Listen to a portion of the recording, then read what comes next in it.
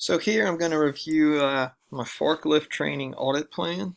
Um, the objective of this plan is to have a plan to where this can be handed to any certified auditor, and they would be able to go perform this audit pretty seamlessly without any major complications.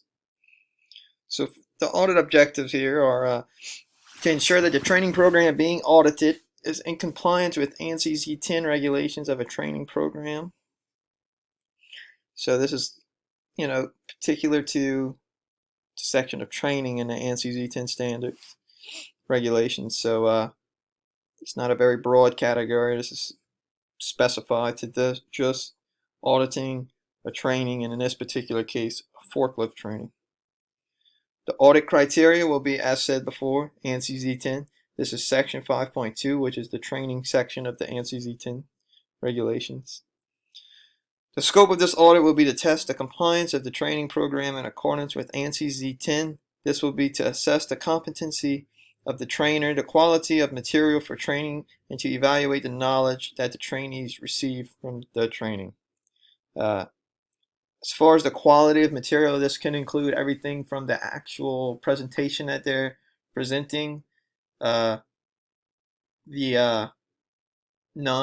impromptu speeches that the presenter gives on the side, all the way to the material can be documentation of this training that had happened, to go on record, whether that be a training matrix or, just their own separate files to prove that these employees are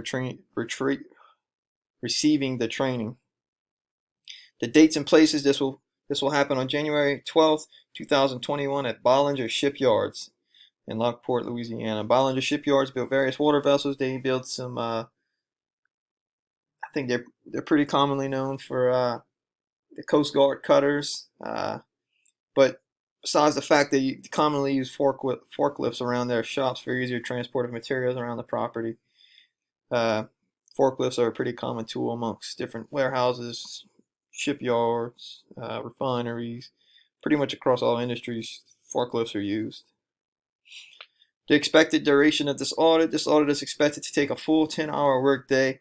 This will contain everything from start to finish, so everything from the guys coming in the morning and signing in for this training, all the way to the actual training itself, verbal training itself in a training room, let's say, all the way to observing the employees operating these forklifts who just went through the training. This is to see what they learned from this training, to see that they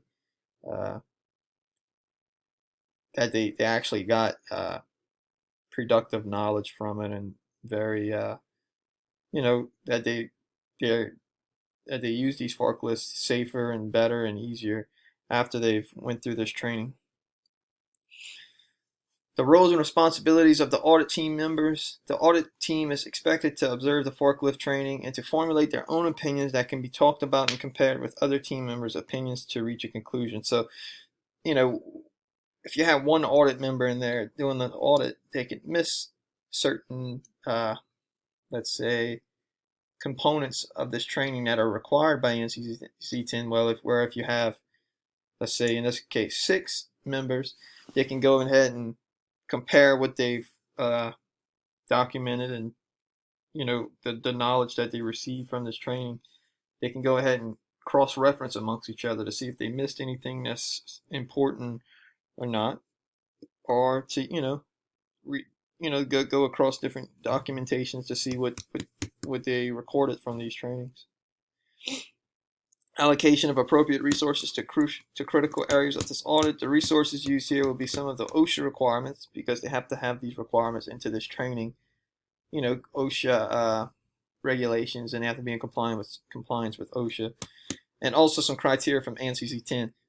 The criteria from ANSI is the actual training. What was to be included in the training is what comes from ANSI Z10. The content about the forklifts and the proper information that they're training them on is from OSHA. This information should be included into the training.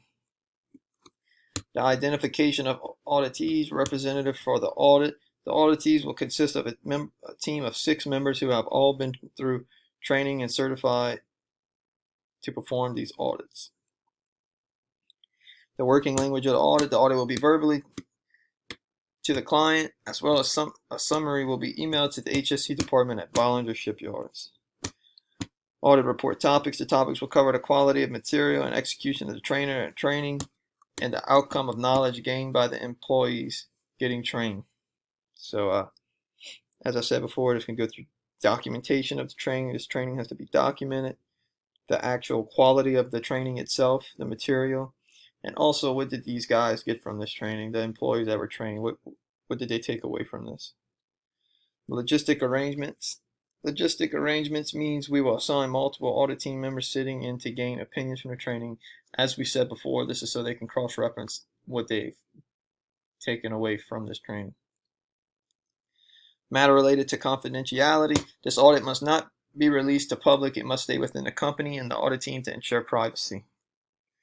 And that's it. Thank you very much.